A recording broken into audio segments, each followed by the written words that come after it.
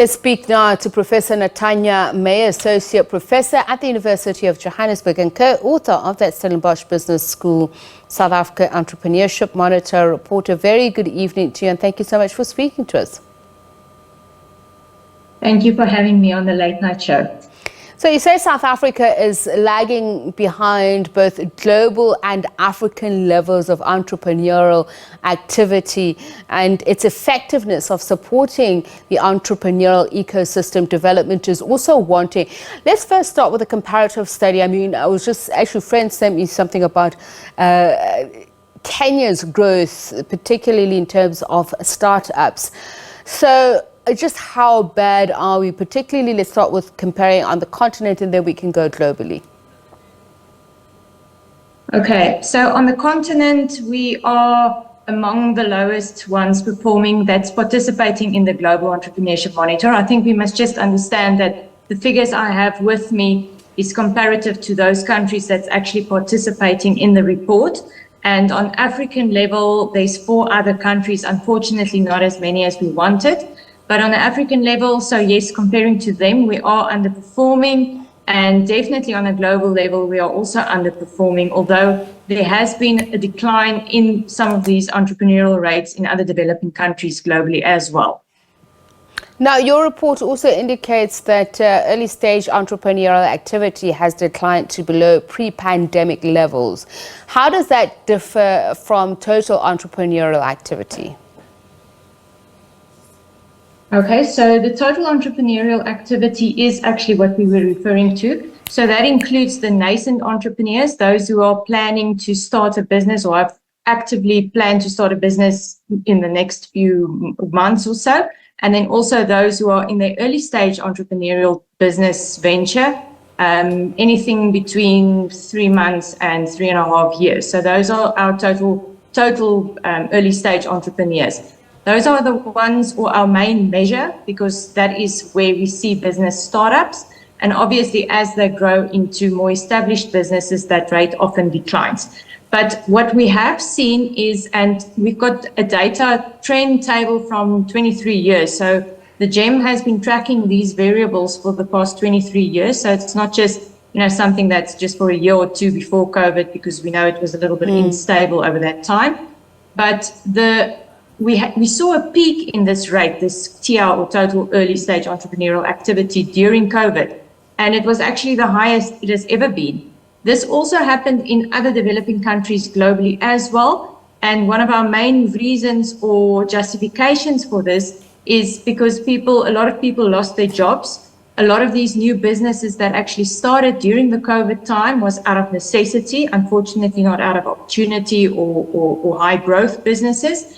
So this, yes, it had a temporary effect on the entrepreneurial rate, but as the effects of COVID and post-COVID and post-pandemic are wearing off and things are sort of going back to the normal economic activity that it was pre-COVID, we are seeing these rates decline back to where they were and even lower.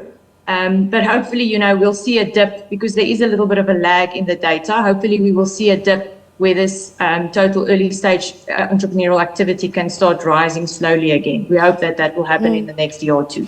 So looking at the 13 enabling framework conditions for entrepreneurship that the report looks at in order to gauge where we are, can you just take us through them? You just mentioned the issue of the motives behind it. How does that also fit into these frameworks?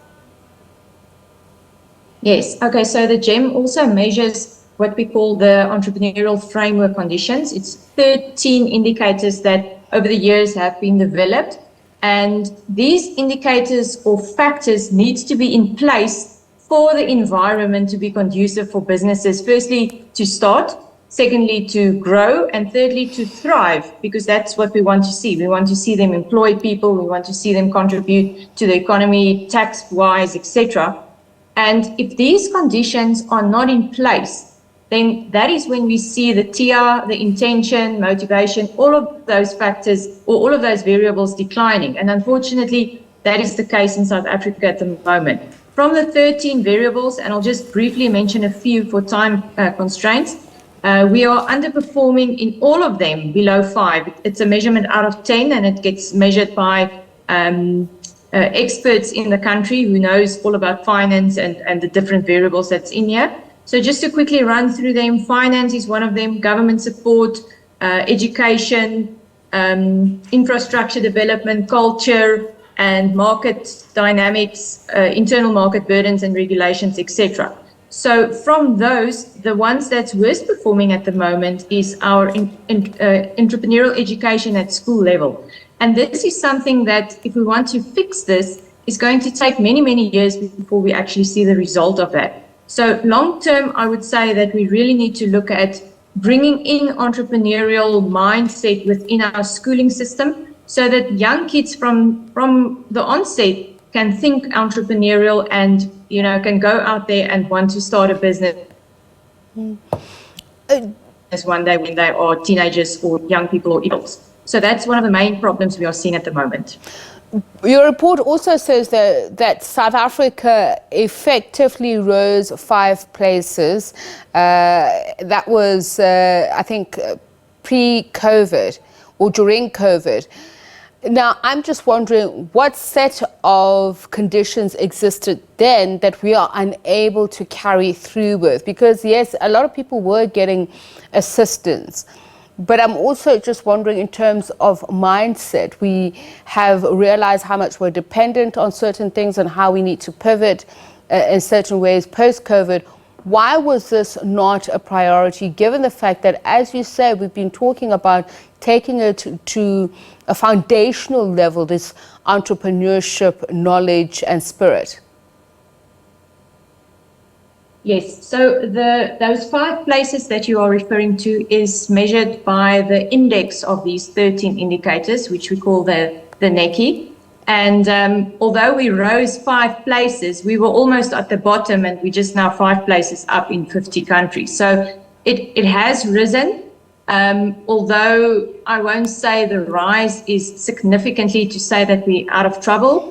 Because, as I say, the factors, these 13 factors that actually leads to that one index that leads to, you know, where we fall within the 50 countries that's being measured, they are all still below the average of 5, which is really not a good thing. Although I think every little win is a win at the end of the day. So if any of these factors increases even slightly, so whatsoever, it is a positive thing, but you know, it's still below average. So there's still a lot of work to be done in all of these factors.